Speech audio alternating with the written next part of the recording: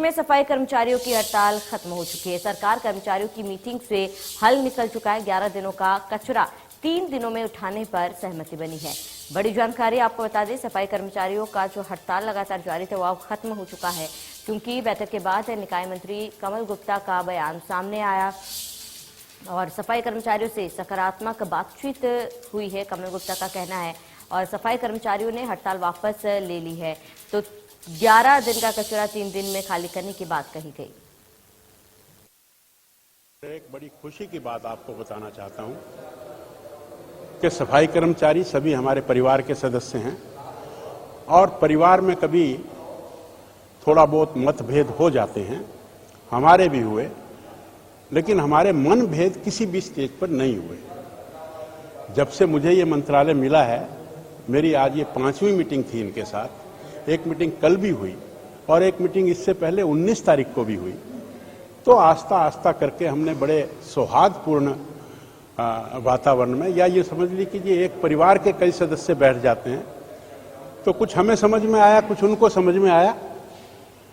और आज की मीटिंग के मिनट्स जो हैं वो हम आचार संहिता जो 6 नवंबर को समाप्त होगी, तो उसके बाद हम इसको ओपन करेंगे।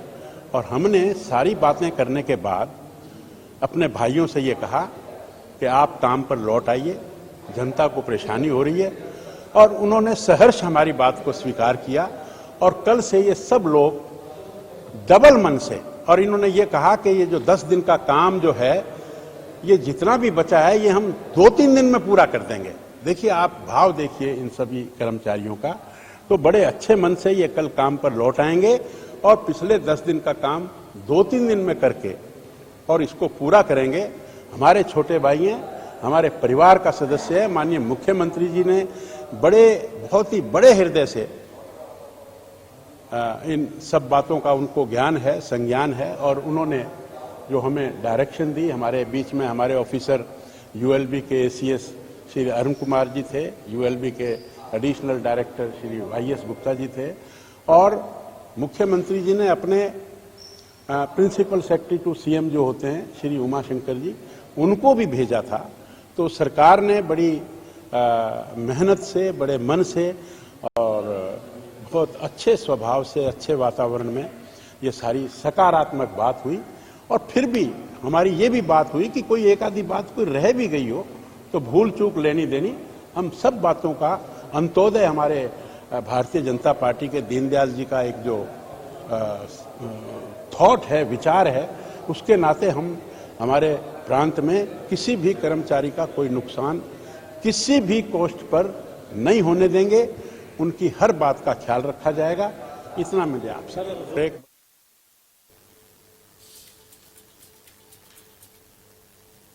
बिल्कुल हमारी और सरकार की सहमति बन गई है। जो हमारे मुख्य मुद्दे थे, रेगुलाइजेशन की बात थी, पक्की भर्ती के माध्यम से सफाई कर्मचारी सीवरमैनों को, तो सरकार अभी 2-2 हजार करके सफाई कर्मचारी सीवरमैनों को पक्का करने का काम शुरू कर देगी। जो हमारे 1366 फायर के कर्मचारी थे, उनके फायर की भी भर्ती सरकार ने निकाली है। जो इस भर्ती में एलिजिबल होंगे वो परमानेंट सेलेक्ट हो जाएंगे, और जो बाकी कर्मचारी भर्ती प्रक्रिया में सिलेक्ट नहीं होंगे उनका रोजगार सुरक्षित रहेगा, उनको हटाया नहीं जाएगा 58 वर्ष तक। जो सीवरमैन सफाई कर्मचारी पार्ट 1 में लगे हैं मैन पावर के ठेकों में, उनका ठेका खत्म करके उनको रोल पर कर दिया जाएगा। और सफाई सीवर कर्मचारियों को, सफाई फायर कर्मचारियों को 1000 रुपये वो फायर को भत्ते के तौर पर, और सफाई कर्मचारियों को स्वच्छता के अलाउंस के तौर पर दिए जाएंगे सभी। जो डोर टू डोर के कर्मचारी हैं उनको अभी तक कोई वेतन निर्धारित नहीं था। ठेकेदार अपनी मनमानी उनको वेतन देते थे, कहीं 5000, कहीं 7000, कहीं उनको 3000 भी देते थे। कोई ईएसआई ईपीएफ नहीं था। बैंक से सैलरी नहीं थी।